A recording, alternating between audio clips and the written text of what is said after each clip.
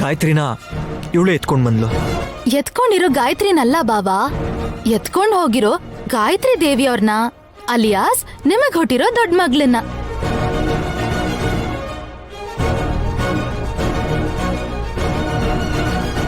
ವಿಶಾಲ್ ಹೇಳಿದ್ದು ಅದೇ ಅಲ್ವಾ? ನಿಂಗ್ ಅರ್ಥ ಆಗ್ಲಿಲ್ಲ ಅಕ್ಕ. ನಿನಗೆ ಅರ್ಥ ಆಗ್ಲಿಲ್ಲ ಸರಿಗೆ.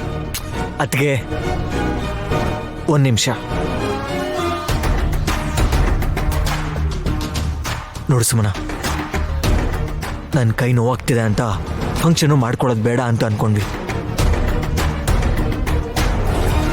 ಆದರೆ ಮಾಮ್ ಅವರೇ ಹತ್ರ ಇದ್ದು ಈ ಅರೇಂಜ್ಮೆಂಟ್ಸ್ ಮಾಡಿಸಿ ಮಕ್ಕಳ ಜೊತೆ ನಮ್ಮನ್ನು ಸಂತೋಷವಾಗಿರಿಸೋದಕ್ಕೆ ಪ್ರಯತ್ನ ಪಟ್ರೆ ಅವಳನ್ನ ಹೊಗಳದೆ ಅವಳ ಮನ್ಸು ನೋವಾಗೋ ರೀತಿಲಿ ಮಾತಾಡ್ತಿದ್ಯಲ್ಲ.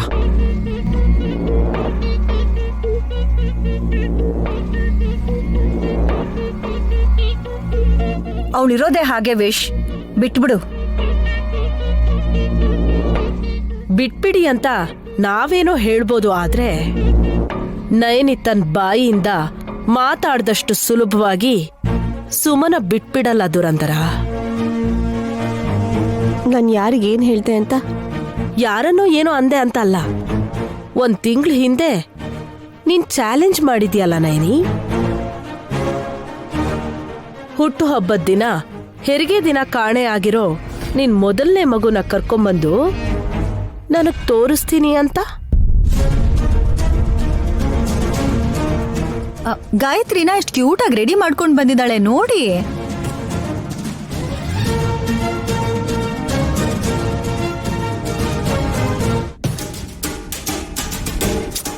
ಅದಕ್ಕೆ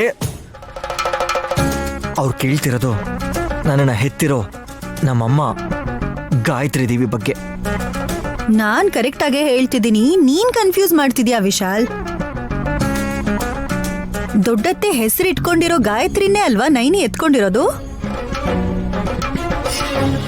ಏಯ್ ಅಯ್ಯೋ ತಲೆ ಕೆಟ್ಟವಳೆ, ನಾನ್ ಮಾತಾಡ್ತಿರೋದು ದೊಡ್ಡಮ್ಮ ಪುನರ್ಜನ್ಮ ಪಡ್ಕೊಂಡ್ಮೇಲೆ ಮಗು ಆಗಿರುತ್ತಲ್ವಾ, ಆ ಮಗುನ ನೈನಿ ಇವತ್ತು ಕರ್ಕೊಂಡ್ ಬರ್ತೀನಿ ಅಂತ ಹೇಳಿ ಕರ್ಕೊಂಡ್ ಬಂದಿಲ್ವಲ್ಲ ಅಂತ ಕೇಳ್ತಿರೋದು. ನನಗ ಅರ್ಥ ಆಯ್ತು. ಹಬ್ಬ, ಇಲ್ಲಿವರೆಗೂ ಅರ್ಥ ಆಗ್ಲಿಲ್ಲ ನಿನ್ಗೆ?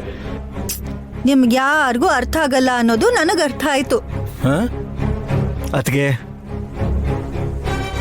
ಮಕ್ಕಳ ಕೈಲಿ ಕೇಕ್ ಕಟಿಂಗ್ ಮಾಡಿಸ್ದೆ ಯಾಕೆ ವಾದ ಮಾಡ್ತಾ ಇದ್ದೀರಾ? ಹಾಗಾದ್ರೆ ನಮ್ಮ ಅಕ್ಕಂಗೆ ಮಾತ್ ತಪ್ಪಿದಾಳೆ ಅಂತ ಒಪ್ಕೊಳಕ್ ಹೇಳಿ.